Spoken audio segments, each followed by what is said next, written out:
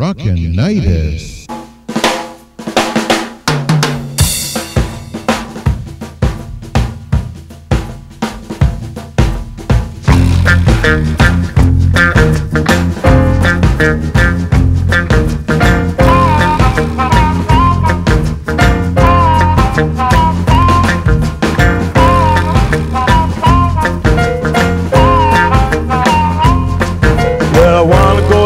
But I've been told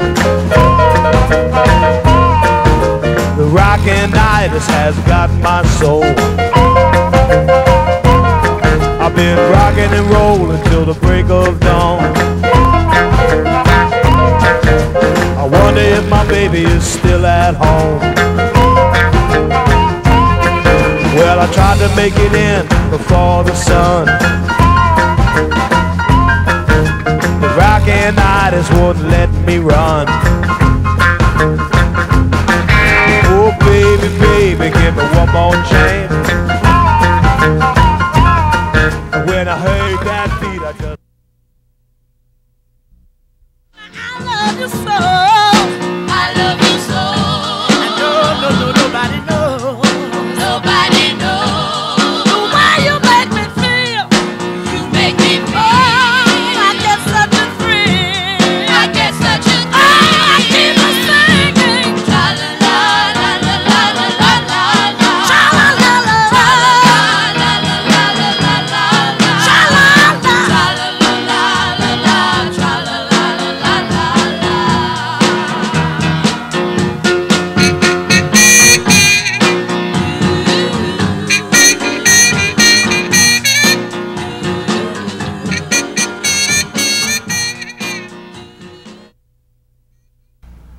Hi cats and kittens, welcome to Rockinitis. My name is Michael Willmore, and this time out on the show is my co-pilot here, my co-host, Rob Frith, who has a great little record store on Main Street between 19th and 20th. That's right. You've been in business a long time. Yeah, over 25 years. And still going strong? Yeah. And if people are looking for a particular hard-to-find item, they should come to you. Yeah, you never know what you're going to find there. We never know what's going to come in either. You know, people bring their collections in all the time, so we never know what's... So you can buy new and used vinyl and CDs and whatever. That's right. Whatever music comes on, you've got it. That's right. We can sometimes order it in for you, too, if we don't have it. Now, I've been doing a radio show forever and ever and ever and ever. And I started doing the radio show on Co-op Radio in 1975, and I'm still doing it. And the other day, I got off doing the show on Friday mornings at 9 o'clock. And the show that's immediately following me is an absolutely fabulous show, and it's called Luscious Lola's Lounge Licks. Wow, great title. And it's a lounge music show. Yeah. And the guy that does the show is gay. Yeah. Makes no bones about it. He flaunts it, and he's a great showman, and it's a wonderful program. I advise you to listen to it. It's really great. Anyway, the other day, he came in with his entourage. Yeah. So one of the guys in the group I'd never seen in my life, he looks at me and goes, "You're that guy on TV." I says, "Yeah, that's right, I am." So he says, "You know, that's a great looking show. Everything about it is luminescent." And he says, "I particularly like your co-host tastes in shirts." He says, "Where does he get those shirts?" He says, "He wears the most fabulous Hawaiian shirts." I says, "Well, what about my shirts?" He says, "Oh yeah, they're nice too, but the co-host, he wears these really wonderful Hawaiian shirts. Where does he get them?" I find them everywhere. So do you get them at Vivi's? What's that? Value Village. Oh, actually, I don't get it at Value Village. The professionals tend to pick through that before I ever get there. But you know, I find them at actually on Main Street. A lot of really good used clothing places. You buy your shirts basically at used clothing shops. Yeah. Yeah, that's where you get your Hawaiian shirts. Yeah, well, sometimes I buy them new. If I find, you know, sometimes you'll find, you know, my travels, you find some cool things. Well, you're not the only fan of Hawaiian shirts. Yeah. Because this guy, all he wanted to talk about was how the show looked. Oh, really? Eh? Well, that's interesting. Yeah. Well, yeah, Hawaiian shirts are comfortable shirts to wear. Yeah. You don't have to tuck them in. Right. Yeah, I kind of like that. Yeah. And because there's parts of me that should be tucked in. And the shirt kind of masks that. Anyway, we're going to be featuring part 2 of Ike and Tina Turner, this time out on Rockinitis. Now, last time on the show, we talked about all the stuff that they did on the Sue record label in the early 1960s. We're going to play a couple of things that were out on the Sue label just to give you a grounding. They had really big hits like Poor Fool and Tra-La-La-La-La and songs like that. But probably their biggest early hit was called I Idolize You. And this is the Sue record label. And Ike Turner, who was Tina's husband, was writing most of the material and wrote some absolutely fabulous, wonderful items. Now this particular song here, she's got that real wildcat kind of delivery, Tina Turner.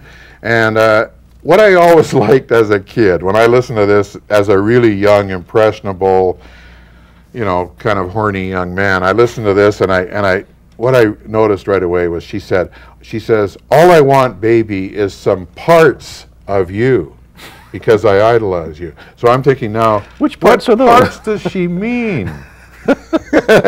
Maybe I could deliver. Anyway, very sexual, really, you know, just absolutely hard-nosed rhythm and blues, promising all kinds of secret delights.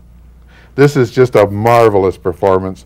I Idolize You, Ike and Tina Turner. It made #5 on the rhythm and blues charts, and features Tina Turner on lead vocal with Ike Turner on that gut bucket guitar of his and his backup group, the Kings of Rhythm. Ike and Tina Turner.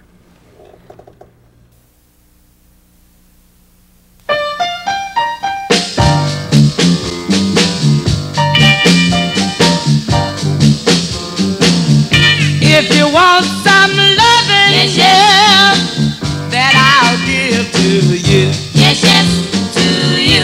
If you want some hugging, yes, baby, I can hug some too. Yes, yes, all I want, baby, is some parts of you. Yes, yes, of you. Just a little bit of attention, yes, yes, from you. You know it's yes, yes, me through. 'Cause you know you're my kind, and I want you to be mine. I idolize you. Yes, she idolize you.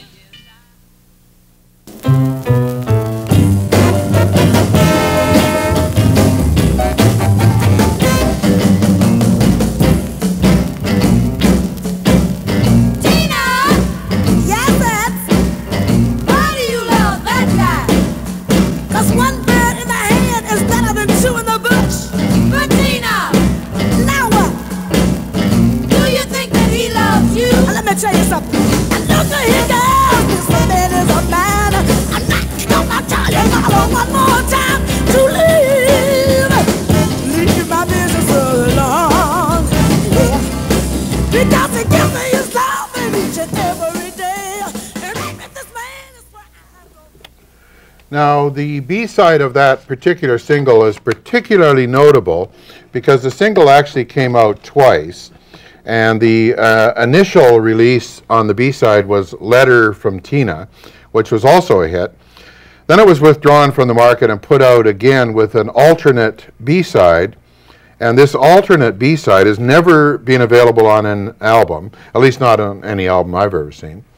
And the only place you can get it on is on this old single, and it's called Tina's Dilemma. And it goes... the Ikettes in the background, which is the female chorus in the background, go, Tina, and she goes, yes, ets. She doesn't go, yes, Ikettes. She goes, yes, ets. Why do you love that guy? And then she goes on to explain, right? Yeah. So the Ikettes answer Tina like a Greek chorus. Yeah. It's like a call and response. And if you really want to get serious about it and trace it back in a folkloric sense, if you go back to the chain gangs, where black people who were prisoners had to work on the chain gangs. In order to make the prison work or the drudgery of the work more bearable, they would have a lead singer who would sing a line, and then they'd have like 20 or 30 guys answering them, and they would, you know, hit the whatever it was they were supposed to pound, or like say they were breaking rocks on the chain gang. Right. They would hit the rocks in time, and this would make the work go easier. Yeah. And so this is called call and response, where they would have a leader and then answerers. Oh yeah. Anyway, this is carried on throughout the years and become this great music that we know today as rhythm and blues. Who wrote that one? Do you know? Does it say? Tina's. Well, everything was written by Ike Turner. Because I know that Tina's sister wrote one that was supposed to be a little bit. When you listen to it now, it's like, why are you with this guy? Sort of thing. And I just wonder if that was it. No, Ike Turner wrote it. Okay. Tina's Dilemma, Ike Turner wrote it. Yeah, Ike and Tina Turner. And never been on LP, and call and response pattern, as I mentioned. And this is a great album that features the Ike and Tina Turner Review live, recorded at the Club Imperial and the Harlem Club in St. Louis, Missouri.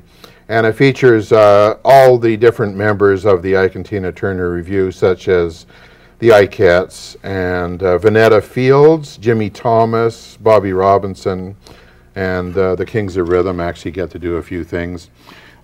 Interestingly enough, it says at the bottom here, in the tiniest letters, Tina's gown, courtesy of Nikki of Hollywood. Hey, I picked up this really cool CD, this Ike Turner, The Bad Man, and it's got all these vocalists that worked with him, like things he produced for them. Mm-hmm. Anyways, there's not a bad track on that CD. I'd like to borrow that. Yeah, I'll lend it to you. Can you burn me a copy, or? We don't do that. Oh, okay. Anyways, we'll discuss it later. Anyways, I just couldn't believe it. It didn't have a very interesting cover, but I bought it because it looked interesting, this track. So it's like a lot of the side projects? Yeah, all these side projects. Okay. But every one of them is just absolutely phenomenal. They had marvelous singers in their group. Yeah, this is from 62 to 65, so it's a really good time. Yeah, an all-black rhythm and blues group review at their peak. I mean, you can't beat Ike and Tina Turner review. And there was actually... They played here a lot in Vancouver. There's actually a group of almost imitators, I guess, although they're great in their own right. Charlie and Enos Fox basically were aping or mimicking what Ike and Tina were doing, basically doing the same kind of shtick. Yeah. And they had that... Mockingbird. Mockingbird was their big hit, which was covered by Carly Simon and James Taylor in an Ersatz White version. Yeah, really, it is. But, no comparison to the original. Anyway, highly influential. Ike and Tina, definitely one of the greats. And we'll like to feature a track now off the Greatest Hits album on the Sioux record label, 1962. You Should Have Treated Me Right. And this is a killer as well. You Should Have Treated Me Right, Ike and Tina Turner Review, 1962.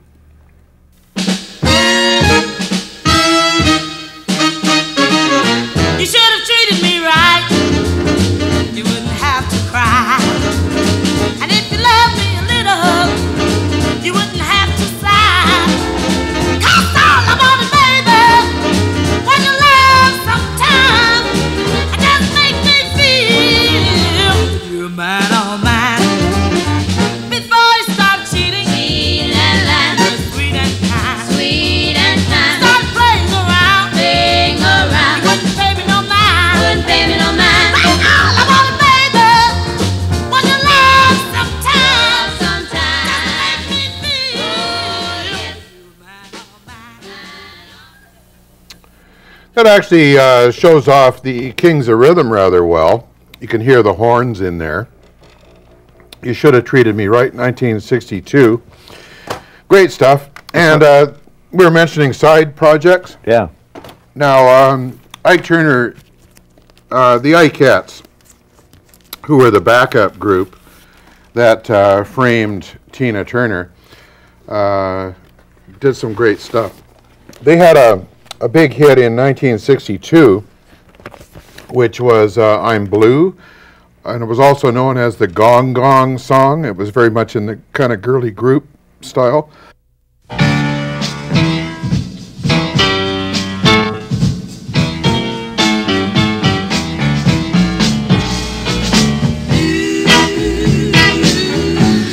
gong, gong, gong, gong, gong, gong, gong. Gong, gong, gong, gong, gong, gong,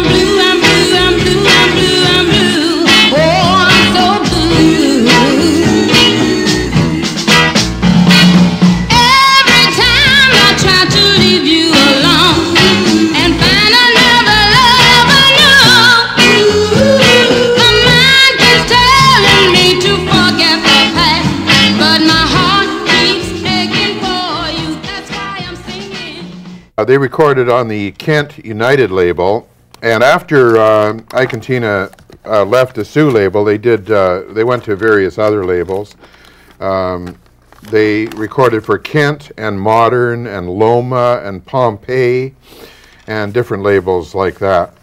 And they had this hit, I'm Blue, the Gong Gong song from 1962. But probably their biggest hit was on the Kent label, or the United label. It was actually a sister company to it, called Peaches and Cream. Now this is the Ikettes, as pictured on the cover here, on their own, backed up by the Kings of Rhythm without Tina. And here's a great shot of them here. I like this sort of leggy pose of them, the way they looked on the stage. And this is called Peaches and Cream, produced and written by Ike Turner.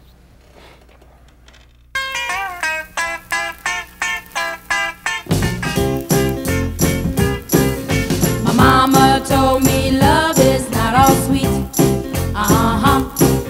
She said watch out for all the boys you meet. 'Cause one day you'll be on your own 2 feet. But if you find the right boy to marry, life can be a bowl of cherries like peaches and cream. Don't you know what I mean? Peaches, peaches and cream. Peaches, don't you know what I mean? Now I'm grown and living on my own. So that's what the Ikettes sounded like on their own. The Ikettes without Tina, but with the Kings of Rhythm, Ike Turner's band, backing them up. Peaches and Cream, big hit, 1965. And the Ikettes were Alice Faye, Robbie Johnson, and Josie Armstead. And later members of the Ikettes were Mary Clayton, P.P. Arnold, and even Bonnie Bramlett of Delaney and Bonnie, which was a white soul entourage that Eric All Clapton, great singers on their own. Yeah, and Eric Clapton joined them for a time. I was going to say, I actually have a poster of the Ikettes, obviously toured on their own, which I was quite surprised. I would have thought it was mainly just, you know, them going out with Ike and Tina Turner. I didn't realize they actually toured on their own. So this is, I think this is from the Bellingham area, this poster. But they're on a tour with the Uniques, Roddy Joy, and Dick and Dee Dee. Now we're going to move to basically a Tina Turner solo project. Now, if you look at the old Rolling Stone Illustrated History of Rock and Roll, the original issue, when it was a large coffee table type book, there's a great photo of Ike Turner up in the upper right-hand corner right here. And if you turn to another page a little bit further on, there's a great photo of Phil Spector. Now, after Ike and Tina Turner had hits on the Sioux record label, they were floundering around on different labels. This is Phil Spector here. He was a notorious producer in the 1960s who basically had all kinds of hits by the Crystals and the Ronettes, and he was, you know, basically known as a teenage millionaire and a Svengali type figure and all that. Who liked to own everything. Yes, that he's worked and he was a complete utter control freak. And anyway, he contacted Ike and Tina Turner. He told them, I always loved Tina's voice. I want her to sing a song that I've just written. And in conjunction with Jeff Berry and Ellie Greenwich, he wrote a song called River Deep, Mountain High. Mm-hmm. But he didn't want Ike on the session because he knew that Ike was a control freak. Yeah, and two control freaks in the same room don't work out. So he basically paid Ike $20,000 to get lost. Yeah, that's right. And so he basically said, you know, stay away. Here's $20,000. So Ike went, I can do that. Oh, yeah. And took the money and ran. So he took Tina alone into the studio, and they did about 5 tracks. And this song was just an amazing, fabulous song, and it's got wonderful lyrics, tailor-made and written for a woman, from a woman's point of view. She goes, when I was a little girl, I had a rag doll, the only doll I've ever owned. Now I love you, just the way I love that rag doll, only now my love has grown. And do I love you? My, oh my. Is the river deep? Is the mountain high? Then she goes on to say, and when you were a little boy, did you have a puppy that always followed you around? Yeah. Well, I'm going to be just like that puppy, you know, blah, blah, blah, blah. Anyway, it's a wonderful song, and Phil Spector was doing lots of interviews. He put his heart and soul into it. He put everything he had into it. It cost him $22,000 just to do the backing track. Yeah, and another 20 or 25 to buy Ike out. To get rid of Ike. Yeah, and so then there's 50 grand right there. Right, exactly. The record's And that not was made big yet. money in those days. Oh yeah, that's unbelievable. So anyway, he put everything he had into this track, so he went on record and told everybody this is the greatest record he's ever done. It's going to go right to #1, blah, blah, blah, blah. So not wanting to be dictated to, the record industry balked. The record industry rebelled. And they said, this guy is getting too big for his britches. He's had too many hits. And he's not going to be telling us what's going to be a hit. So they didn't make it a hit. They wouldn't play it. They wouldn't promote it. And it only got to like number 86 or some damn thing. Do you think it was an inside sort of thing that it was Yes, conscious? because there had been a big article in Billboard or Cashbox talking about how Phil Spector was basically getting too big for his britches. Oh, really? So when disc jockeys got the record that came into their studios, they said, we're not playing that. That's an ego record. Oh, really? So well, that's interesting. Yeah, I mean, I knew it didn't go over. It didn't sell. yeah, I it was didn't realize a conscious boycott. Well, that's interesting. A conscious boycott. But over in Europe, they didn't know a thing about this. Yeah, totally. So- I know it was a huge hit. Yeah, there. so over in Europe, it went like straight into the top 5 Yeah. and became a massive hit all throughout Europe because they didn't know about this boycott. Anyway, River Deep, Mountain High on the Phil's record label, 1966, produced by Phil Spector, Tina Turner, lead vocal.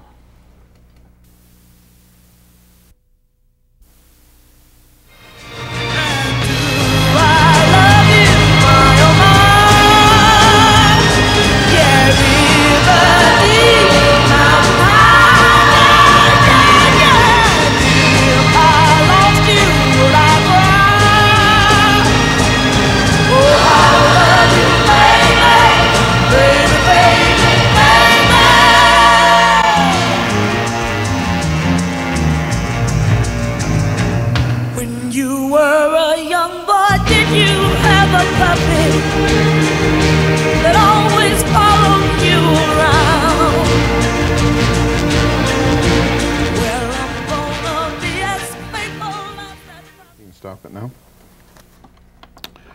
River Deep, Mountain High, a real classic, and a lot of people think that was a huge hit at the time. It wasn't really. It was released later in North America. The LP came out 3 years later with 5 tracks on it produced by Phil Spector, and it made it to number 33 or something like that. Yeah, and Phil Spector obviously was really miffed over that whole thing, and you couldn't buy those like Philly's record label song, like the Crystals and the Ronettes and stuff in North America for a long time. You could only buy them through England because you know they sort of supported him during that time. So he kept printing stuff over there, but you could. I remember it being really hard to find any of that stuff as reissues at the time. Well, they kind of, in a lot of ways, they kind of did them. The record or the music industry kind of,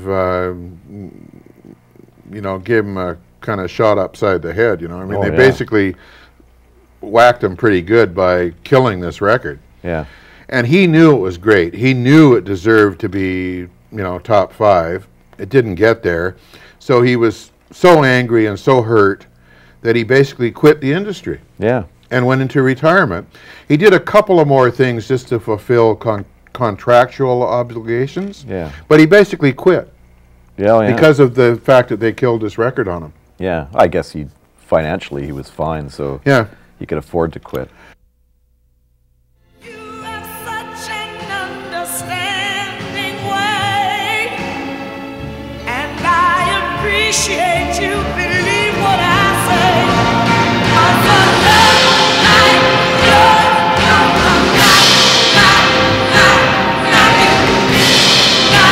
knocking every day. Love like yours,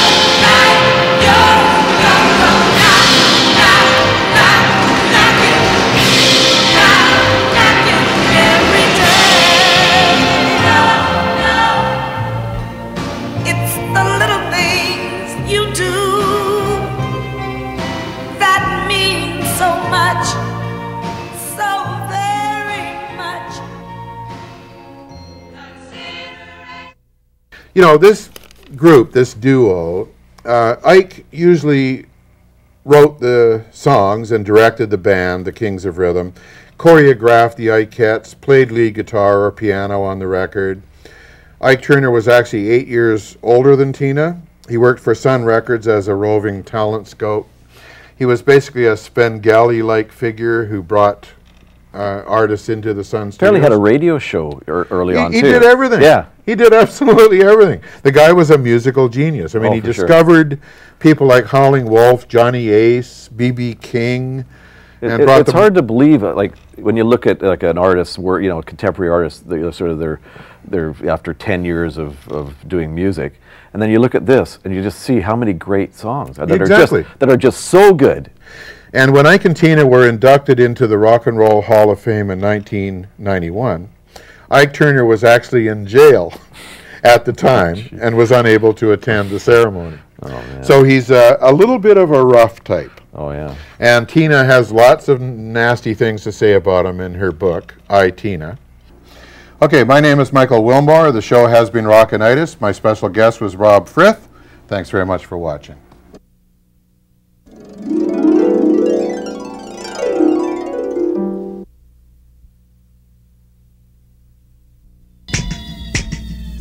Rockinitis. Oh, baby, baby, when I heard that beat, the Rockinitis just moved my feet. Yeah.